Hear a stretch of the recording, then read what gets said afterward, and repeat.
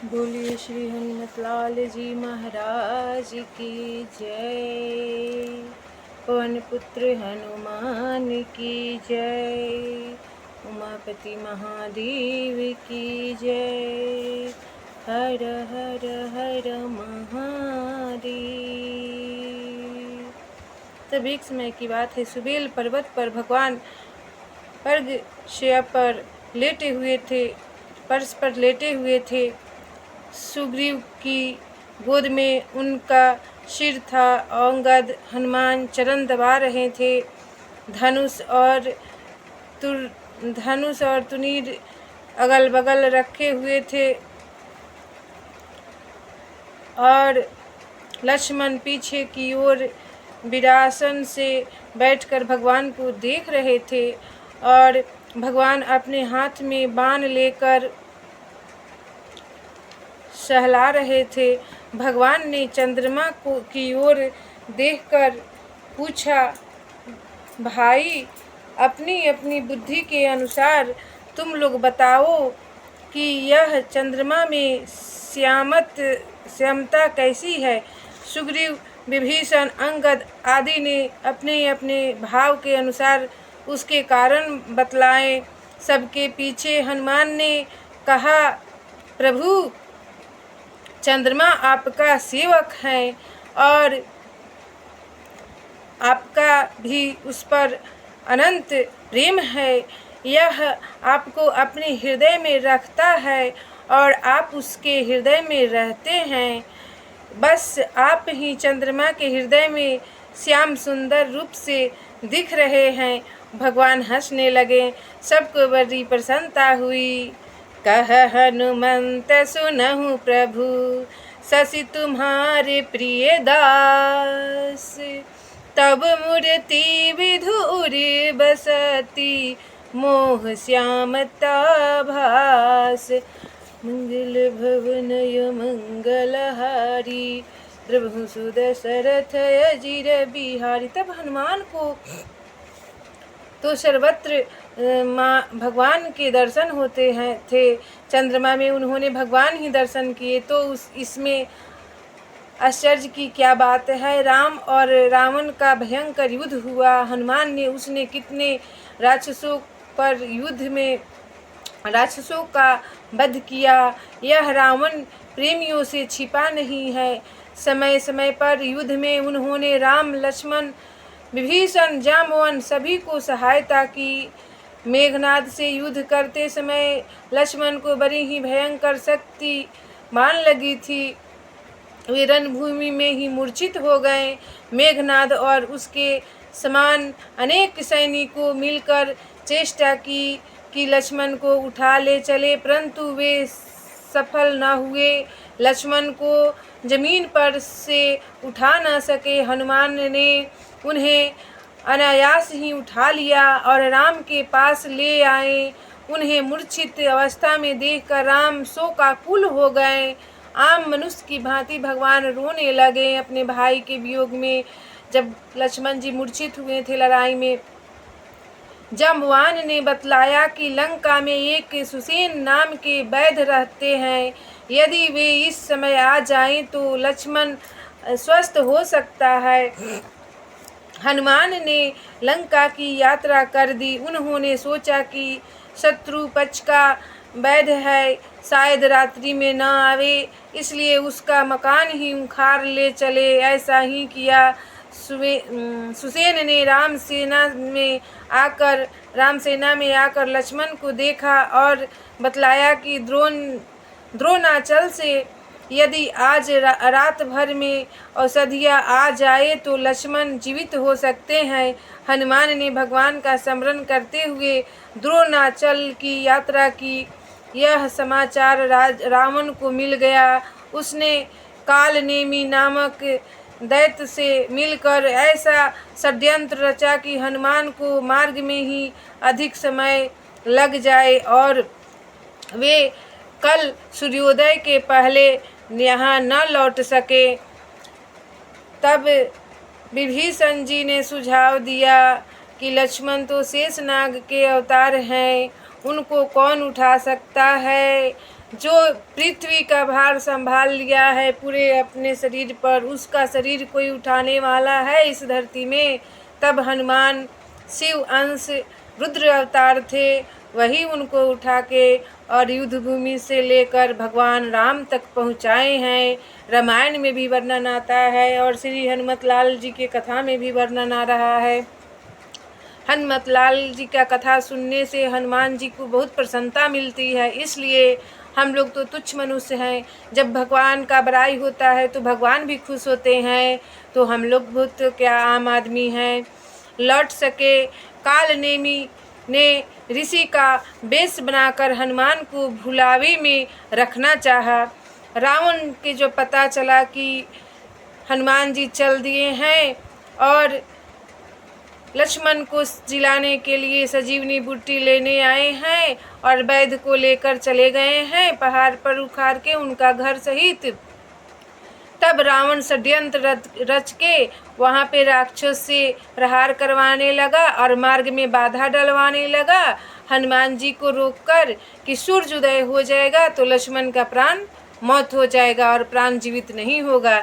इसलिए रावण अपने आप से कितना भी बुरा किया, लेकिन भगवान का बुरा कभी नहीं हुआ। सत्य का जीत कभी भी होता है। तब हनुमान ने अपना बुद्धि से किसी न किसी रूप में वहाँ संजीवनी बूटी को लेकर रातों रात पहुँच गए वैद्य के पास। अगर नहीं पहुँचते हनुमान तो आज लक्ष्मण जी का रहना मुश्किल था। इसलिए भगवान एक न एक रास्ता निकाल ही देते हैं किसी के लिए। किसी को कितना भी गड्ढा खोनिए, लेकिन भगवान यहाँ दर्शा रहे हैं, जिसको जाके रखे साइयाँ मार सके न कोई। जिसको भगवान चाहेंगे वही मरता है, जिसको नहीं चाहेंगे वो कभी नहीं मर सकता है। तब परंतु मायापति के दूत पर किसी का माया चल सकता है। देव योग से हनुमान को पता चल गया और उन्होंने उस बनावटी ऋषि राज को मृत्यु की गुरु दक्षिणा देकर आगे की यात्रा की, उसको मार डाले और अपना रास्ता चल दिए। हनुमान द्रोणाचल पर पहुँचे गए। रात का समय था, वे औषधियों को नहीं पहचान सके। शायद औषधियों ने अपने को छिपा लिया।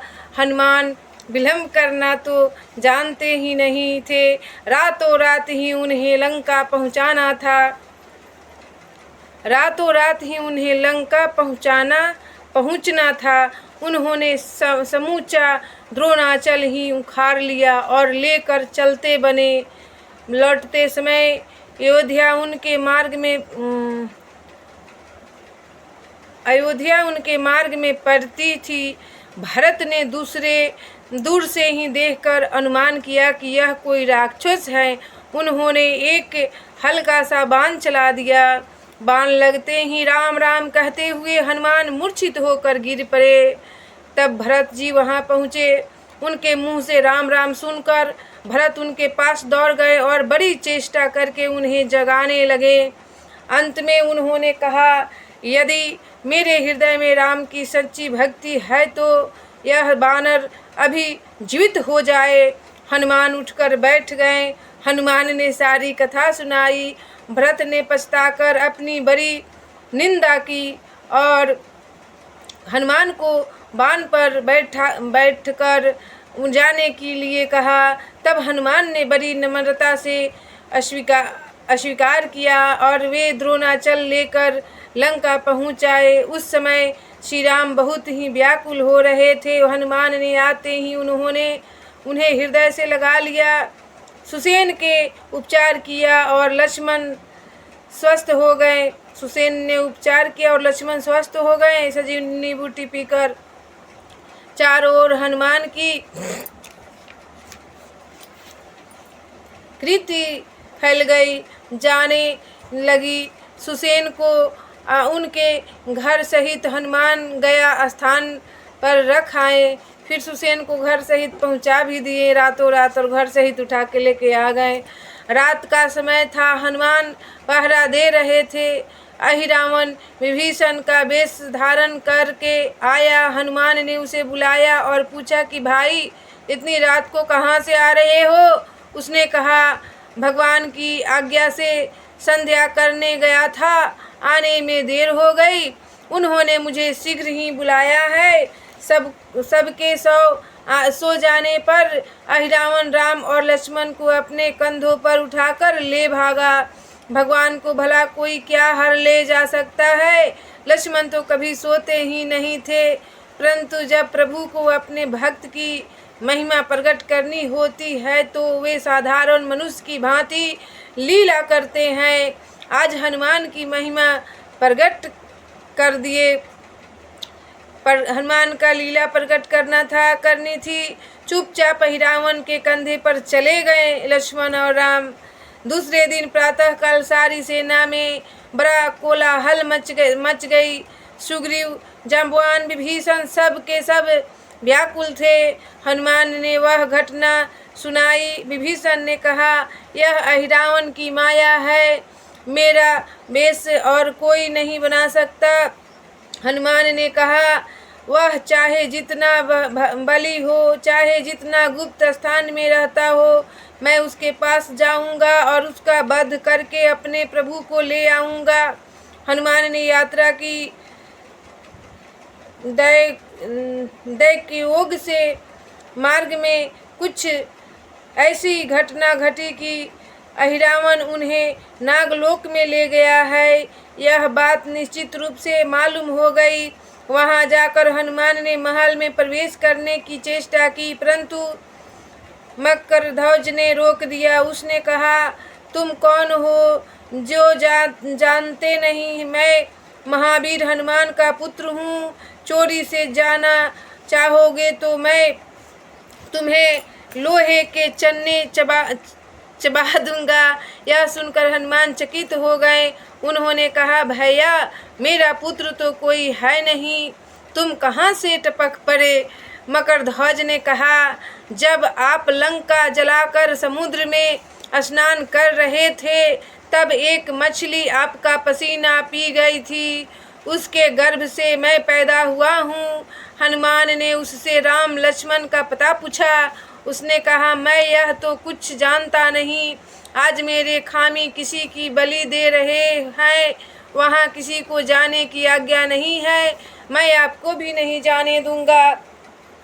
तब युद्ध हुआ, एक से बढ़कर एक, बड़े बाप का बेटा बड़ा। अंत में हनुमान ने उसे उसकी ही पूंछ से बांध दिया और घुस गए मंदिर में। उनके चरणों का स्पर्श होते ही देवी जमीन में धंस गई और वे मुंह बाकर देवी के स्थान पर खड़े हो गए। राक्षसों ने समझा कि देवी प्रसन्न होकर प्रकट हुई है।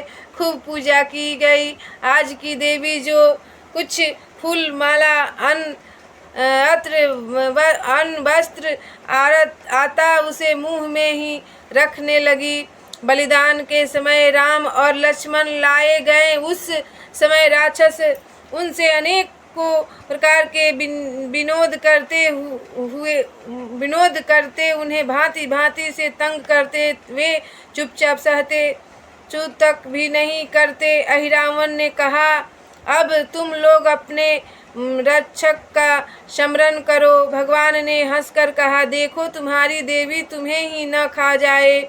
वह इन पर तलवार चलाने ही वाला था कि हनुमान गर्जना करके भगवान के पास पहुंच गए और उन्हें अपने दोनों कंधों पर बैठाकर उन्होंने अहिरावण के हाथ से खड्ग छीन लिया। अहिरावण और राक्षसों का